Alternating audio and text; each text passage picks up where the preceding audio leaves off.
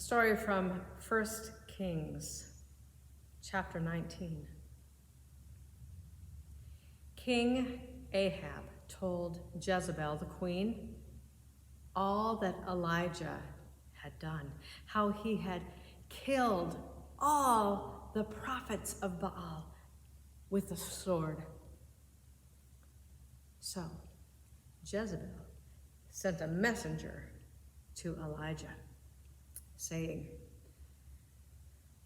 "So may the gods do to me, and more also, if I do not make your life like one of their lives by this time tomorrow." Then Elijah was afraid. He got up and fled for his life. He came to Beersheba, which belongs to Judah, and he left his servant there. But he himself went a day's journey into the wilderness, where he sat down under a solitary broom tree. And he asked to die. "It is enough, Lord. Now take my life away, for I'm no better than my ancestors." Then he lay down under the broom tree and fell asleep. Suddenly, an angel touched him and said, "Get up, eat and drink." And he looked around and saw at his head there was a cake baked on the hot rocks and a jar of water. So he ate and he drank, and then he lay down and went to sleep. The angel of the Lord touched him a second time and said, "Get up and eat and drink. Otherwise, the journey may be too much for you." So he ate and he drank, and he went on the strength of that food 40 days and 40 nights until he came to Horeb, the mountain of God. In that place, he found a cave, and he went in and spent the night there. Then the word of the Lord came to him and said, "Elijah, what are you doing here?" And he answered, "I have been very zealous for the Lord. For Israel has broken your covenant and thrown down your altars and killed your prophets with the sword. I alone am left, and they are seeking my life to take it away." And he said to him, "Go out and stand on the side of the mountain before the Lord, for the Lord is about to pass by." Now there was a great wind,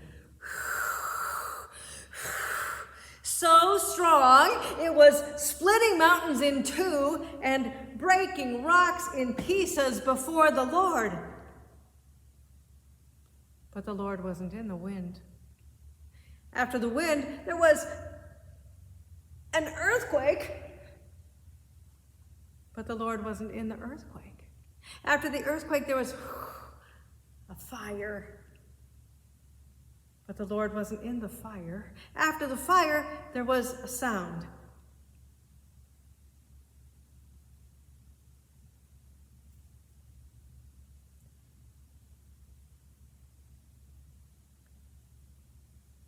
sheer silence. When Elijah heard it, he wrapped his mantle around his face and went and stood at the entrance of the cave. And the Lord said to him, Elijah, what are you doing here? And he answered, I have been very zealous for the Lord, the God of hosts. The Israelites, they broke your covenant. They threw down your altars. They killed your prophets with a sword. I alone am left. They're seeking my life to take it away. And the Lord said, go on your way back to the wilderness of Damascus. When you arrive there, you shall anoint Hazael as king over Aram. You shall also anoint Jehu, son of Nimshi, as king over Israel. And you shall anoint Elisha, son of Shaphat of Abel Meholah, as prophet in your place. Whoever escapes from the sword of Hazael, Jehu shall kill, and whoever escapes from the sword of Jehu, Elisha shall kill. Yet I will leave 7,000 in Israel, all the knees that have not bowed to Baal, and every mouth that has not kissed him. Hi, and welcome to another episode of Biblical Storytelling Bible Study. This week we are going to be talking about Elijah hiding out in the cave. It's a continuation from last week's story, and I'm glad that Phil and Jason and Kathy are with us again for this story. So I told this story. The things that have jumped out at me are his feeling that he's alone, that he's the only one left, and how wrong he is about that. Both in stories before this and at the end of this story, he is reminded that there are still lots of people in Israel who are faithful to God. And also the way that God shows up for him in this story. So he has traveled all the way, he has traveled 600 kilometers from last week's story. So he goes from Mount Carmel, which is almost in Lebanon, way up in the north. He first goes all the way to the south of Israel, and then he goes all the way to the south of the Sinai Peninsula to be on Mount Horeb, which is where God gave Moses the 10 Commandments. So we have all these parallels here with what Moses was doing. And in the Moses story, God showed up in fire and thunder and lightning and this kind of loud and terrifying way. And those things also happen for Elijah, but God isn't in those things. God is in the silence. There's a reminder to me to look for God in unexpected places, and that God shows up in a variety of different ways.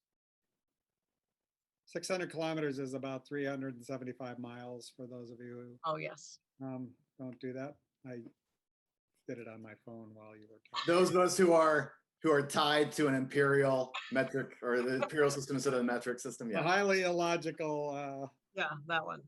foot process. I was struck by yeah, to your point, Lori, that God shows up in the still small voice, the sheer silence, but also that like Elijah's encountered this before. The widow of Zarephath says almost the same thing in terms of like, just let me go, just leave us here so I may die. And Elijah's saying the same thing. He's at that point, at that breaking point. And he also describes himself as zealous for the Lord a couple of times, which, in Jesus's day, they were called zealots. And I think there's a connection there as well. That Elijah seems to be, or this story of Elijah is like, there's a pattern there that we see in other parts, and other prophets of God, right? That they're like, listen, I'm zealous for you and for the house of God. I've done all this work, and yet here I am, like, and I don't even want to be alive anymore. It's pretty extreme. Well, he has forgotten a lot of things that would be important for his well-being. Like what just happened in the last story, and I mean, ways earlier in this story. So go back and read First Kings, the earlier chapters, about ways that God has shown up and provided for people against all the odds, like the widow of Zarephath, and even between at the beginning of this story when Elijah's in the desert under the broom tree and God sends food in. So and that Obadiah has hidden 100 prophets away in caves so that they will be safe and they won't be slaughtered by Ahab and Jezebel. Ahab, who is the king of Israel, whom God chose and has now turned entirely to Baal. But because Elijah has forgotten these things, he believes what he believes, right? He believes this thing that is stuck in his head, that he is the only one left. Yes, and he says it repeatedly. This is a thing too that, again, you remind me of, Lord. God asked him 2 times there when when he goes into the cave, he asked him this question: what are you doing here? And he asked him that question twice. And I guess the question I have, what is the difference in the questions and what is the difference in his responses, or is it the same? When the one before he sees God or hears him in the silence, and then the response that is after that. And it's just, that's just a question I have there. What is God getting at? And we know that every time God asks a question, it's not because he didn't know the answer. But what is it that he's trying to? What self-revelation is he bringing Elijah to? How did you get here? What are you doing here? Yeah. Look at all I did for you. When you say remember, look at all you have been through. How did you get here? I appreciated your characterization of Elijah, but it wasn't for the narrative background that you were saying that. Well, we have Kathy's story that tells us. I just like, I don't know about you all, but with this pandemic thing, it's like, I just want to ask God, how long is this going to go on, right? Yeah, I remember what you've done in the past, but I was thinking the other day, sometimes you'll ask people, how you doing this week? Oh, I just had one, I was just down for one time. Well, that's pretty good. Yeah, but it lasted 5 days. It was one time, but it lasted 100 hours. So, but it was only once. But so I appreciated that. I could see myself in Elijah, like, you promised to come through, and I don't know what to do. But I love that the first response, God, is like, well, eat something, have a little drink, right? Hydrate, eat a little food. Or like my friend Tuhino always says, pause, inhale, exhale, repeat, right? So it's just, sometimes in times of crisis, like we find ourselves in, and like Elijah finds himself in, it's the first thing is just very basic things to get your feet under yourself again. And so I more than any other year hearing this story, I related to Elijah. I'm like, yeah, Like, yeah, we see power displays all around us. But sometimes it's when we're able to just be quiet and be still that we hear God, not in utterly impressive things. And the challenge, since you speak of this time, Phil, the challenge is to look for God in it, whatever the situation may be. And we look for God in the high moments, the high points, the highlights.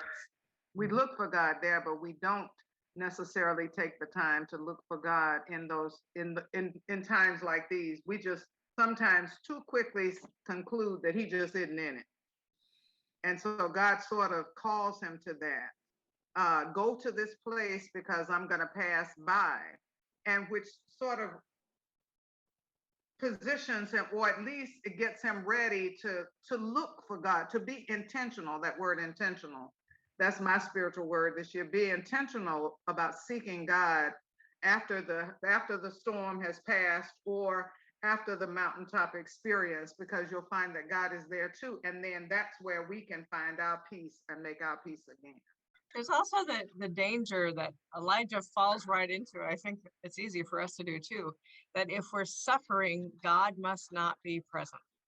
That suffering is a sign of God's absence.